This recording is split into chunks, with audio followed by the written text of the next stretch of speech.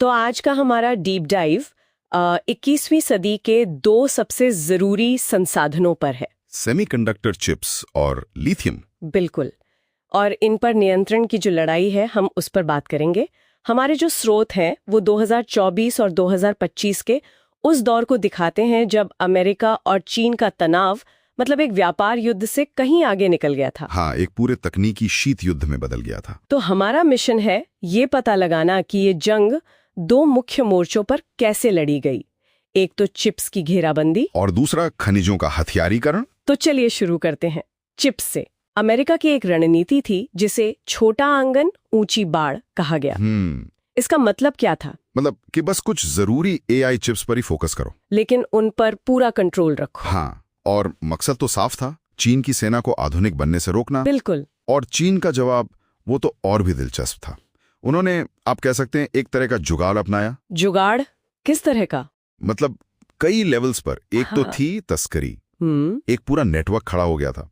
तस्करी मतलब बैन की हुई चिप्स की। हाँ बिल्कुल, जैसे वो एनवीडिया की चिप्स थी। एक कंपनी का जिक्र है लग्जूरिएट योर लाइफ नाम से, जो सर्वर में चिप्स छुपाकर मलेशिया के रास्ते चीन भेज रही थी। तो सिर्फ तस्करी पर तो निर्भर नहीं रह सकते थे ना वो लोग, है ना? मतलब क्या उन्होंने खुद कुछ बनाने की कोशिश नहीं की? यही तो सबसे हैरान करने वाली बात है।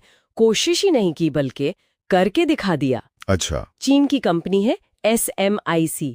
उन्होंने क्या किया कि पुरानी DUV मशीनें जो होती हैं उन्हीं का इस्तेमाल करके 7 नैनोमीटर और यहाँ तक के 5 नैनोमीटर चिप्स भी बना लिए। अरे वाह, पुरानी तकनीक से ये तो बहुत मुश्किल होगा। बहुत महंगा, बहुत इनएफिशिएंट। लेकिन उनके लिए ये मुनाफे की बात नहीं थी। ये एक तरह से राष्ट्रीय स्वाभिमान और स्वायत्तता का सवाल था। अच्छा, तो अमेरिका चीन को रोक रहा था, लेकिन इस पूरी खींचतान में ताइवान का क्या हुआ?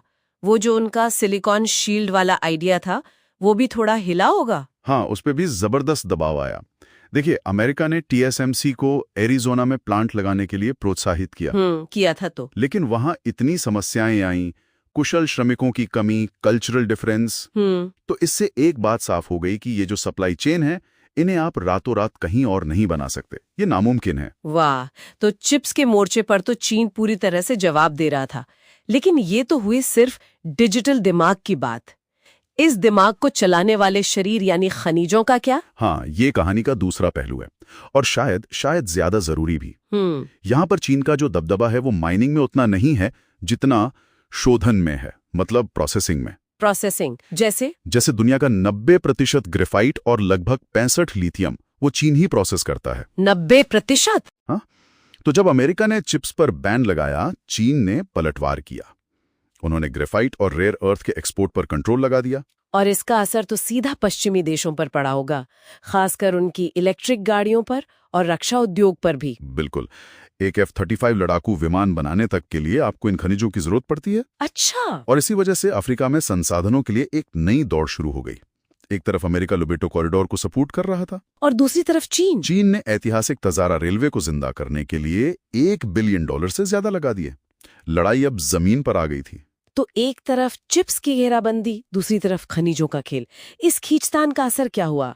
मतलब कहीं तो जाकर ये रुका होगा। असर तो दोनों पर पड़ा। 2025 के अंत तक दोनों की अर्थव्यवस्थाओं पर बहुत दबाव था। अच्छा। और इसी दबाव में आकर नवंबर 2025 में एक समझौता तो हुआ, लेकिन उसे एक अस्थायी युद्ध विराम ही कह सकते हैं। कोई शांति संधि नहीं थी वो। मतलब कुछ चीजों पर बात बनी, लेकिन जो मुख्य मुद्दा था वो जस का तस रहा। बिल्कुल। चीन ने रेयर अर्थ्स पर से कंट्रोल हटाया तो अमेरिका ने कुछ टैरिफ रोक दिए। लेकिन सबसे बड़ी बात, सेमीकंडक्टर पर प्रतिबंध। उन पर कोई ढील नहीं दी गई। तकनीकी युद्ध अभी भी जारी है।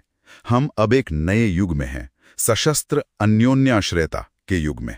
ये तो वाकई एक कभी न खत्म होने वाली शतरंज की बाजी जैसी लग रही है। और इसी बाजी में एक आखिरी बहुत ही दिलचस्प मोड़ है जिस पर गौर करना जरूरी है। वो क्या है? हमारे स्रोत बताते हैं कि चीनी वैज्ञानिक सिलिकॉन का एक विकल्प ढूंढ रहे हैं।